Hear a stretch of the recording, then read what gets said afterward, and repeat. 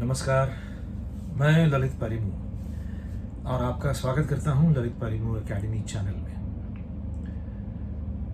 आज से मैं कुछ नए वीडियोस बना रहा हूं इस विषय पर, जो मेरा एक तरह का रिसर्च सब्जेक्ट है, जिसे मैं अभिनय योग कहता हूं।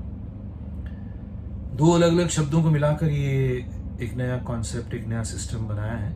अभिनय यानी एक्टिंग, और योग तो एक चर्चित शब्द है। हालांकि योग का गहरा अर्थ है union of unit mind with spiritual consciousness, अणु मन का भूमा चैतन्य के साथ मिलन के पथ को योग कहा गया है। तो अभिनय योग एक इंटरेस्टिंग सब्जेक्ट बना है मेरे द्वारा, और इसी पर मैं कुछ इम्पोर्टेंट इसके जो फीचर्स हैं उसको आने वाले वीडियोस के ज़रिए आपके साथ शेयर करता रहूँगा। अपने बारे में थोड़ा सा बताना चाहूँगा कि मैं पेशे से एक एक्टर हूँ, और 18 वर्ष की आयु से मैंने अपनी ज़िंदगी में पहले थिएटर, फिर दूरदर्शन की टीवी शोज़, रेडियो में रेडियो प्लेज़, उसके बाद सैटेलाइट टेलीविज़न के शोज़, उसके बाद फिर कुछ फीचर फिल्में, और फिर वेब सीरीज़। अभी भी कुछ वेब सीरीज़ में काम कर रहा हूँ। तो ये एक्टर के रूप में मेरी एक जर्नी है, और एक ख़ास वक्त में मेरे अंदर भारतीय धर्म, दर्शन, अध्यात्म और साधना मार्ग में मेरी रुचि पैदा हुई। ये था 1996 और उसके आसपास का समय। और फिर उस दौरान मैंने जितने भी स्कूल्स ऑफ सिस्टम है जिनके ज़रिए साधना सिखाई जाती है, जिनके ज़रिए दर्शन का अध्ययन होता है, जिसमें उपनिषद का स्कूल है, भगवत गीता है, पुराण है, तंत्र है, योग है, और हमारे देश के 6 स्कूल्स ऑफ थॉट हैं। उसके अलावा जे कृष्णमूर्ति का सिस्टम है, अरविंद का सिस्टम है, गुरुजीएफ का सिस्टम है। इसके अलावा भी हमारे देश में और बाहर के जगत के भी बड़े बड़े जो गुरुज हैं, उन सब के सिस्टम का अध्ययन करते करते, कुछ प्रैक्टिकल करते करते, मैं एक ख़ास उम्र में इस नतीजे पर पहुंचा कि गहरा दर्शन और अभिनय का कार्य, इन दोनों में कहीं कुछ सिमिलैरिटी है, इन दोनों में कहीं एक लिंक है। और मैंने ये भी अनुभव किया कि जो आम आदमी है, जो एक साधारण व्यक्ति है, वो धर्म के गूढ़ रहस्यों से वंचित ही रह जाता है। उसके सर के ऊपर से बहुत सारी बातें निकल जाती हैं। भारतीय दर्शन हो या योग और तंत्र के जो गहरे कॉन्सेप्ट हैं, वो एक आम गृहस्थ जीवन जीने वाला व्यक्ति उसको फॉलो नहीं कर पाता है। तो उनके लिए क्या सिस्टम हो, ये चिंतन करते करते मेरे मन से ये निकला कि अभिनय के कुछ डायमेंशंस को, अभिनय के कुछ आयाम को, वैसे अभिनय सिर्फ अभिनय ही नहीं, कला के कुछ आयाम को अगर हम इंटरेस्टिंग तरीके से जनमानस तक पहुंचाएं, तो उनकी एक अच्छी थेरेपी हो सकती है, हीलिंग हो सकती है, और धीरे धीरे उनके मन में उस चेतना या परम चेतना की तरफ चलने का मार्ग खुल सकता है। तो इस ख्याल से अभिनय योग का जन्म हुआ, और जिस पर मैं कई वर्षों से काम कर रहा हूँ। किस तरह से काम कर रहा हूँ वो मैं आने वाले वीडियोज़ में शेयर करूँगा। आज मैं एक इंटरेस्टिंग इंसिडेंट शेयर करना चाहता हूँ। एक एक्टर के तौर पे मुझे क्या अनुभव हुआ जिससे ये अभिनय योग ने जन्म लिया। बहुत साल पहले एक टीवी शो में काम कर रहा था, झूमे जिया रे, ये जी पे चलता था, और उन दिनों किसी ख़ास वजह से, या होता है कई बार कोई व्यक्ति किसी ख़ास इमोशन से ज़्यादा ग्रस्त हो जाता है, तो मैं उन दिनों एंगर से ज़्यादा ग्रस्त था, ऐसा कह सकते हैं, या एंगर का जो फीलिंग है वो मेरे मन में बहुत ज़्यादा हावी था। और उसी दौरान मुझे ये टीवी शो में काम करने को मिला, जिसमें जो मेरा चरित्र था वो एक बहुत ज़्यादा एंग्री फादर का चरित्र था, जिसकी बेटी डांस करना चाहती है, और वो उस डांस के ख़िलाफ़ है, वो टीवी के ख़िलाफ़ है, वो पुराने नैतिक मूल्यों को लेकर चलने वाला है, और ये कहता है कि ये जो डांस वांस है या सिंगिंग है, इससे जीवन ख़राब हो जाता है। तो उसका क्रोध बहुत ही डोमिनेटिंग था उस कैरेक्टर का। तो उस सीरियल की शूटिंग के दौरान, अब चूंकि वो कैरेक्टर एक क्रोधी कैरेक्टर है, लेकिन है पिता, डोमिनेटिंग पिता है, बट उसके अंदर का क्रोध बहुत ज़्यादा है।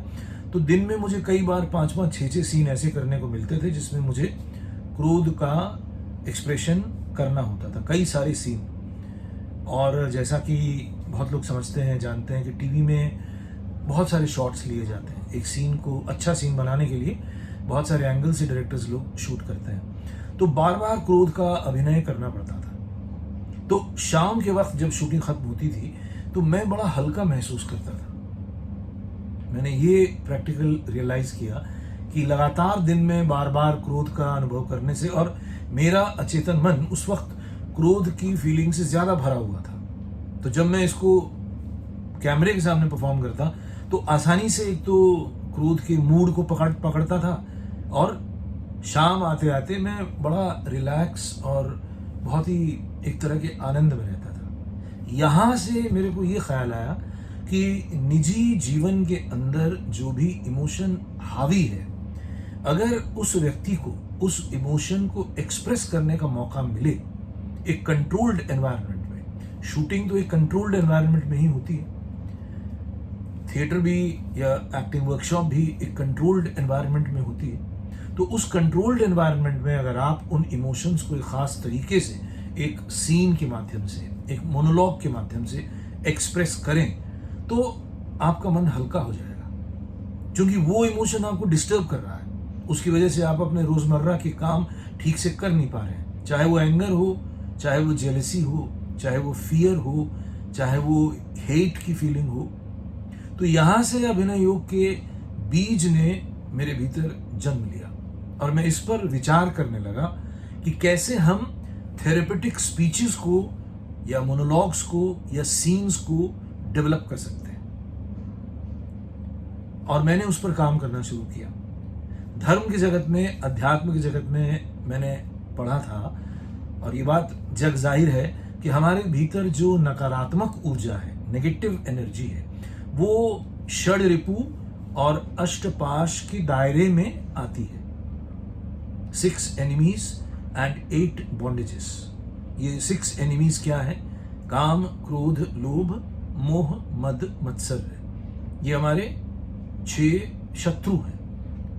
उसी प्रकार 8 पाश हैं, 8 बंधन है। घृणा, शंका, भय, लज्जा, कुल, शील, मान, जुगुप्सा। इन सब का एक्सप्लेनेशन मैं आने वाले वीडियोस में करूंगा, जब मैं डिटेल में एक्सप्लेन करूंगा। फिलहाल ये 14 जो है हमारे एक प्रकार के शत्रु हैं और पाश हैं, जिनसे मन वशीभूत हो जाता है। और तंत्र में 50 वृत्तियों की बात है।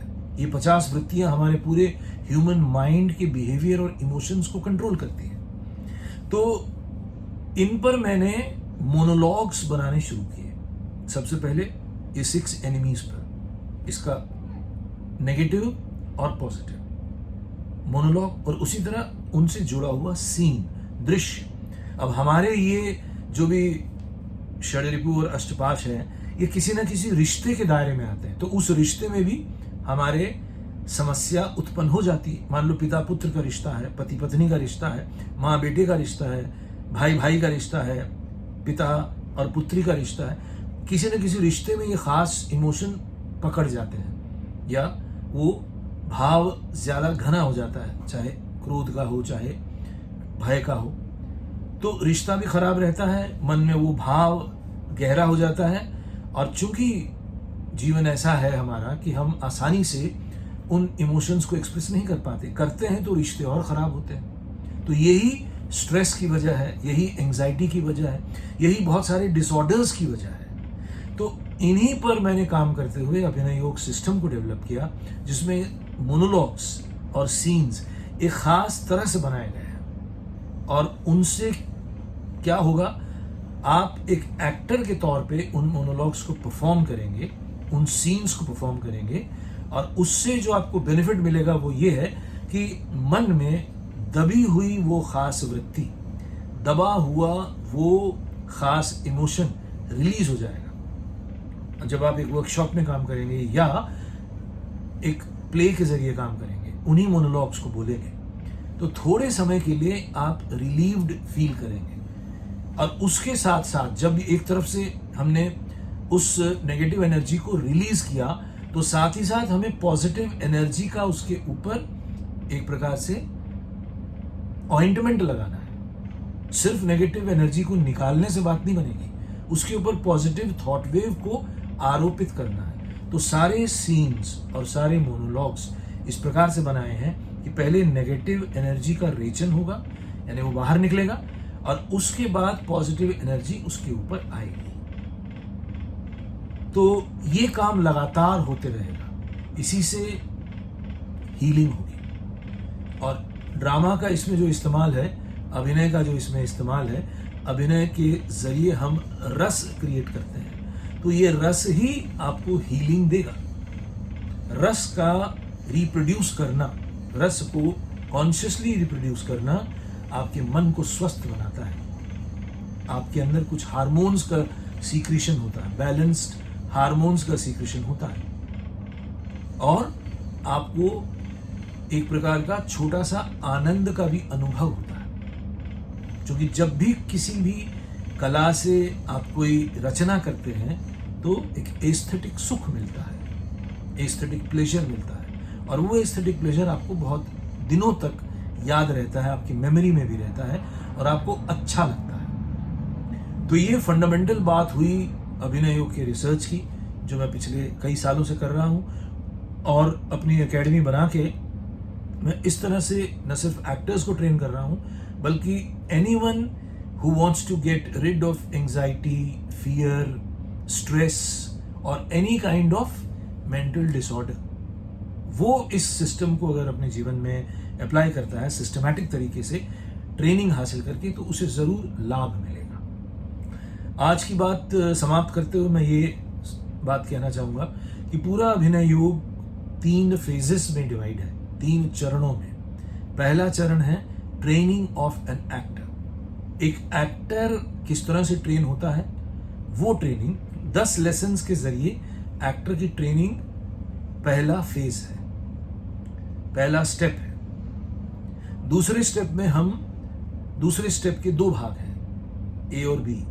ए भाग में, दूसरे स्टेप के पहले भाग में हम नेगेटिव एनर्जी को एक्सप्रेस करते हैं, अपने अंदर से निकालते हैं, रेचन करते हैं, जो मैंने अभी बताया। और सेकेंड फेज के सेकेंड पार्ट में हम पॉजिटिव फीलिंग को, पॉजिटिव इमोशन को माइंड के ऊपर लगाना शुरू करते हैं, अगेन इमोशन और थिंकिंग के जरिए ही। तो ये सेकेंड फेज का लंबा वक्त इसमें लगता है। माइंड को हमें पहले पॉजिटिव बनाना है। अगर आप स्ट्रेस्ड हैं, एंजाइटी से भरे हैं, नेगेटिव थिंकिंग से भरे हैं, तो आपका माइंड प्योर नहीं है। तो माइंड को पहले प्योर बनाना है। प्योर माइंड की खूबी क्या है? प्योर माइंड की खूबी है कि वो पॉजिटिव होगा, वो शुभ की तरफ चलेगा।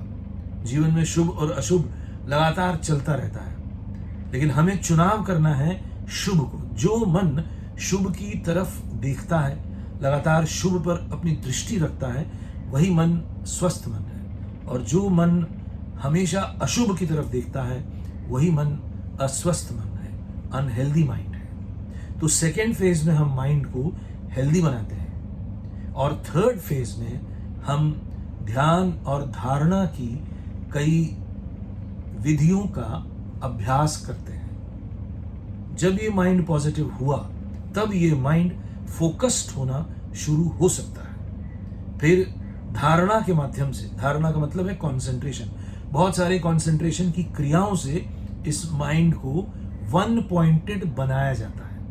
ये थर्ड फेज का काम है। और यही वन पॉइंटेड माइंड जब और गहरा भीतर की ओर यात्रा करता है, तो वो अपने अंदर मौजूद चैतन्य सत्ता से मिल जाता है।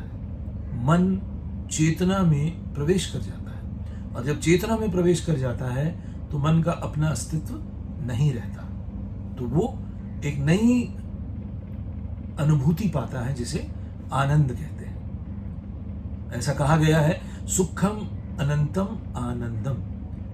मनुष्य का मूल लक्ष्य सुख पाना है, लेकिन साधारण सुख दुख के साथ शामिल है। वहां पॉजिटिव है तो नेगेटिव आएगा ही, क्योंकि माइंड बगैर नेगेटिविटी के रह नहीं सकता। माइंड का स्वभाव है वो द्वि के साथ चलता है, द्वैत के साथ चलता है। अच्छा बुरा, सुख दुख, लाभ हानि, राग द्वेष, आशा निराशा, जॉय एंड सॉरो, वो लगातार दो या द्वैत के साथ चलता है।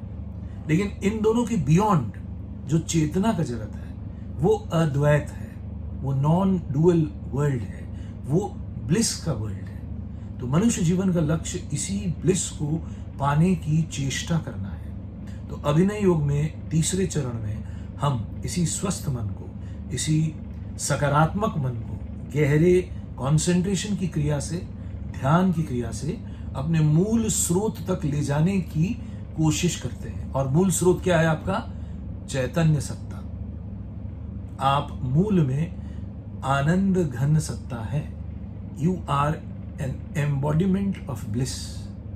आनंद की एक घनीभूत सत्ता है आप। लेकिन मन को अभी पता नहीं है, मन उससे कनेक्टेड नहीं है। तो प्रयास यही करना है कि मन को उससे कनेक्शन कराना है। तो जितना जितना मन उसकी तरफ चलता जाएगा, जितना जितना उसकी ओर पहुंचता जाएगा, वहां से जो वो रसद प्राप्त करेगा, वहां से वो जो आनंद की अनुभूति प्राप्त करेगा, उससे मन और स्वस्थ होगा, मन और आनंदित रहेगा, मन और पॉजिटिव रहेगा, मन का विस्तार भी होगा। संकुचित मन बीमार मन है और विस्तारित मन, एक्सपैंडेड माइंड, यूनिवर्सल माइंड एक पॉजिटिव माइंड है। तो आपका माइंड सबको समा सकता है अगर आप चेतना से संपर्क पाकर, आनंद की अनुभूति लेकर एक स्वस्थ मन से अपना जीवन यापन कर रहे हैं। तो ये 3 चरण की बात मैंने आज बताई। यहाँ से आगे चल के हम आने वाले वीडियोस में अभिनय योग को सिस्टमैटिक तरीके से